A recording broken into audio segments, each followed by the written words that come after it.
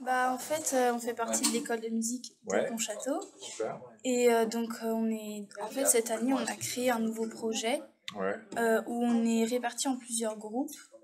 Et par exemple, nous, on fait partie de la rédac, ça s'appelle. Donc, on fait des articles, des interviews. Et là, vous voulez m'interviewer? On voulait juste parler un peu de... Ça vous dérange pas si on enregistre? Ah non, pas du tout, non. Merci. Et on a fait une reprise de la boxeuse amoureuse. Ah bon, génial. Oui, parce qu'il y a d'autres groupes qui font dans le studio, qui s'occupent du mixage et enregistré. Et ceux qui font les arrangements, tout ça. Ah d'accord. Et vous jouez des instruments alors? Oui. Vous jouez quoi alors? Moi, je fais de la guitare. Moi aussi. Et je chante aussi. Piano.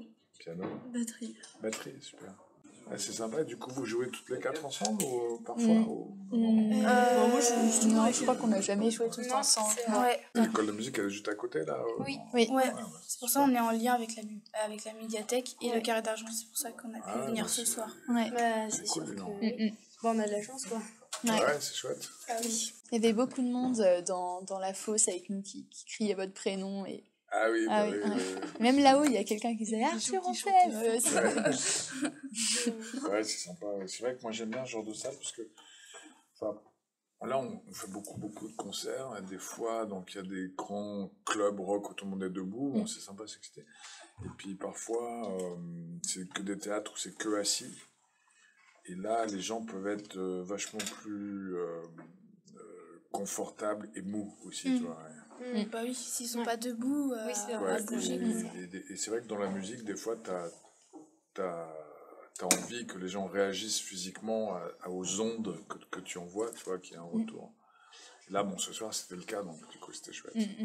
Ceux qui voulaient être peinards, en haut, ils étaient assis, tranquilles. Puis ceux qui voulaient être plus présents et avec plus d'énergie. Mais nous, c'était un beau concert pour nous. On a eu beaucoup de plaisir à jouer. Nous, on a beaucoup aimé. Le temps n'existe plus et ça, c'est génial. Et toutes les différences d'intention avec quand c'est calme et après ça part. Très intéressant. C'est vrai que des fois, il y a pas mal de spectacles qui sont un peu toujours à fond, tu vois. Pour moi, c'est vachement important d'avoir beaucoup de dynamique. Pour créer un lien avec le public aussi. Créer un lien avec le public, chauffer, puis après, à un moment, pas obligé, mais mettre les gens en situation vraiment de bien écouter, de bien entendre. C'est vachement important, enfin pour moi. En tout cas, de ce qu'on a vu, les gens avaient l'air très contents, dansaient, chantaient, criaient. Ah oui, vous avez utilisé des marionnettes à la fin et ça nous a beaucoup plu parce qu'on a trouvé que c'était original, en tout cas moi. Parce qu'on s'y attendait pas forcément et du coup j'ai trouvé que c'est comme rapporter une autre forme de spectacle, une autre forme d'art à la musique et voilà, du coup je trouvais ça vraiment bien et je sais pas, est-ce que vous faites ça souvent ou...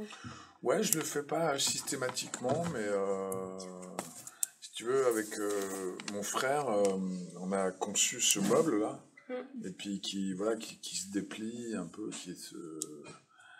et j'aime bien le fait qu'à la fin il y a un dernier truc qui s'ouvre, tu vois, un petit théâtre poétique et en même temps où je peux dire des trucs un peu qui me passent par la tête, je peux dire des choses sérieuses mais sous des dehors drôles.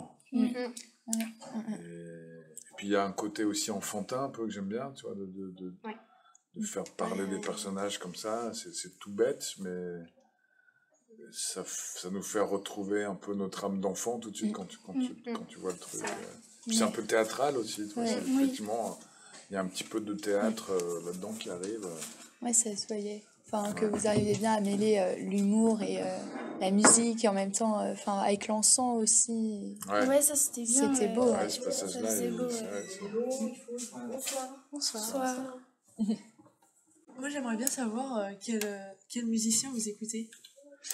La musique, j'en écoute beaucoup. En fait, en ce moment-là, depuis quand même pas mal de temps, j'écoute beaucoup de musique classique. Et j'adore Maurice Ravel. Certains trucs de Ravel qui sont vraiment très doux. Pas forcément le boléro, mais d'autres choses. Je me suis intéressé, j'ai essayé d'écouter tout. Puis, qu'est-ce que j'écoute là? Il y a un pianiste qui fait de la musique assez planante, assez un peu électro, mais qui s'appelle Nils Fram. C'est que j'aime vraiment bien Nils Fram. J'ai écouté beaucoup de musique noire, du reggae, du rap, du funk, du blues, du jazz, tout ça. Un peu tout, un peu de tout. Ouais, en fait, j'écoute tout, parce que quand t'aimes la musique, t'aimes toute la musique, quoi. Comme nous, je pense. Tellement de choses différentes et magnifiques. Ouais. Et vous écoutez quoi? Moi aussi, de tout. Ouais, de tout. Ouais, un peu de tout. C'est bien. Plus jazz. Faut s'ouvrir un peu. Bah ouais, Ouais. c'est vachement important. Ouais. Parce que c'est vrai qu'avec Internet, tu vois, avant, disons que quand il n'y avait pas Internet, si t'étais curieux, t'étais obligé de chercher, toi, tout ça. Et là, là, c'est pareil, il faut quand même chercher dans la masse de ce qui nous est donné, tu vois, la masse énorme. Mais des fois, j'ai l'impression que il y a tellement de choses à chercher que ça rend les gens un peu feignants, tu vois. Et ça enlève un peu de la curiosité, alors que c'est super important d'être curieux, quoi. Parce que c'est qu'en étant curieux qu'on peut découvrir des choses auxquelles on ne s'attendait pas, qu'on peut même pas connaître, tu vois. Parce que le monde, il est tellement grand, il y a tellement de choses à connaître, à découvrir. C'est qu'en étant curieux que tout d'un coup, tu vas tomber par hasard sur un truc. Ah, tu vas dire, ah putain, ça c'est incroyable, je connaissais pas, c'est magnifique. C'est pour ça que la curiosité, c'est vraiment pas un vilain défaut. C'est un bon défaut. C'est une qualité. Ouais. On voulait savoir aussi si vous aviez beaucoup voyagé, parce que dans vos chansons, vous parlez beaucoup de pays, il y a des sonorités un peu caractéristiques, etc. Bah, c'est vrai que la musique m'a beaucoup apporté dans ma vie, et puis elle m'a apporté des voyages aussi. J'ai fait beaucoup de voyages, principalement avec la musique. Bon, je fais beaucoup aller, le pays où je suis le plus allé, c'est le Canada, c'est Montréal, le Québec et tout ça. Je suis vraiment allé un paquet de fois. À une époque, j'étais allé quand même 5 fois au Japon, mais là, ça fait longtemps que je ne suis plus allé.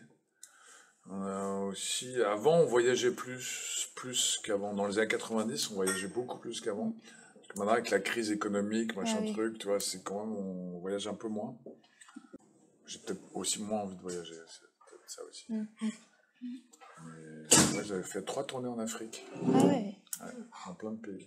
Ça doit être super bien.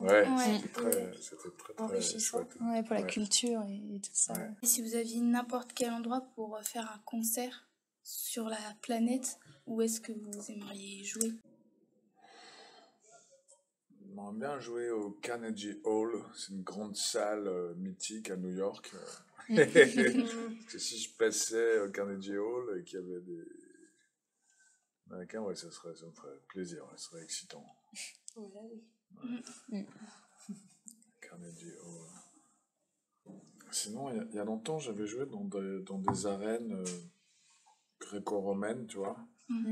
Et il y en a à Lyon aussi, les arènes de Fourvière. Là, c'est assez magique, parce que c'est vrai que les Grecs, ils ont construit des trucs où le son circule vraiment très loin, comme ça.